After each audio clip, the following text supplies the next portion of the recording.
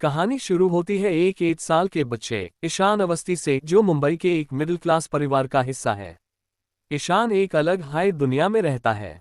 उसकी आंखें सपनों से भरी रहती हैं, पर स्कूल में उसका मैन नहीं लगता। अल्फाबेट्स और नंबर्स उसके लिए एक जंगल की तरह हैं, जहां वो हर वक्त उलझता रहता है। जब सब बच्चे लिखने और पढ़ने में मशगूल होते हैं, ईशान की सोच रैंगन और तसव्वुरन के आसमान में उड़ रही होती है। यार ईशान, फिर से होमवर्क नहीं किया। टीचर का गुस्सा बरसता है। क्या तुम्हें कुछ समझ नहीं आता? उसका जवाब एक मासूमी से भरा खामोशी होता है। उसकी दुनिया के लोग उसके स्ट्रगल्स को नहीं समझते। उसके दोस्त उसका मजाक उड़ाते हैं और घर पर भी पेरेंट्स समझते हैं कि वो सिर्फ जिद्दी और लापरवाह है। एक दिन बात हद से गुजर जाती है जब ईशान के स्कूल से कंप्लेंट आती है। उसके पिताजी, जो एक स्ट्रिक्ट और डिसिप्लिन्ड इंसान है, फैसला करते हैं कि उससे बोर्डिंग स्कूल भेजे दिया जाए। ये लड़का यहाँ रहकर कुछ नहीं करेगा, वो गस में कहते हैं। ईशान के लिए ये फैसला एक सजा जैसा होता है। वो अपने घर, अपने भाई और अपनी माँ से दूर चला जाता है। बोर्डिंग स्कूल के दिन और भी ज्यादा मुश्किल होते हैं। नए लोग, नई जगह और वही पुराने स्ट्रगल्स। उसका दिल स्कूल की वॉल्स के बीच और भी छोटा लगता है। उसका चेहरा उदास रहता है और जिंदगी उसके लिए एक भरी बोझ बन जाती है। एक दिन वो अपने ड्राइंग्स को देखते हुए आंसुओं में डूब जाता है। फिर एक ट्विस्ट आता है जब एक नया art teacher, Ramshankar Nikumbh, school join करता है। निकुम्ब सर, जो खुद एक अलग नज़रिए के इंसान हैं, बच्चों के बीच एक दोस्त की तरह रहते हैं। उनका स्टाइल बिल्कुल अलग है। वो क्लासरूम को एक सफ़र बनाते हैं, एक एडवेंचर।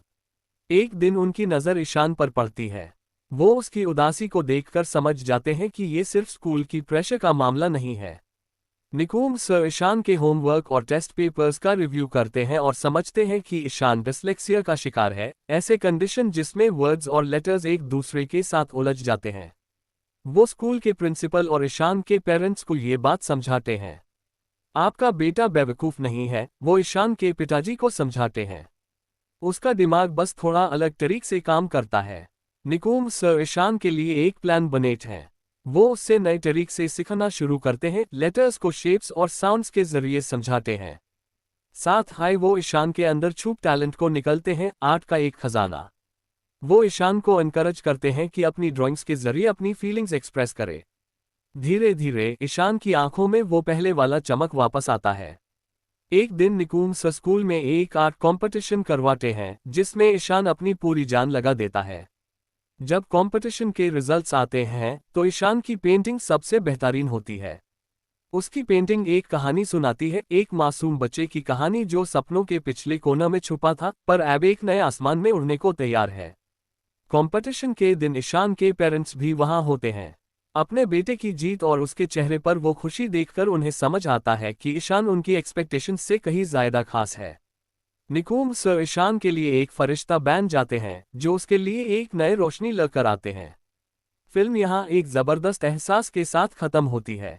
ईशान, जो एक वक्त खुद पर विश्वास नहीं करता था, अब एक कॉन्फिडेंट और खुशहाल बच्चा बन गया है। तारे जमीन पर बस एक फिल्म नहीं, एक पैगाम है कि हर बच्चा अलग होता है और हर एक को समझने के लिए हमें भी अलग नज़रिए की ज़रूरत है।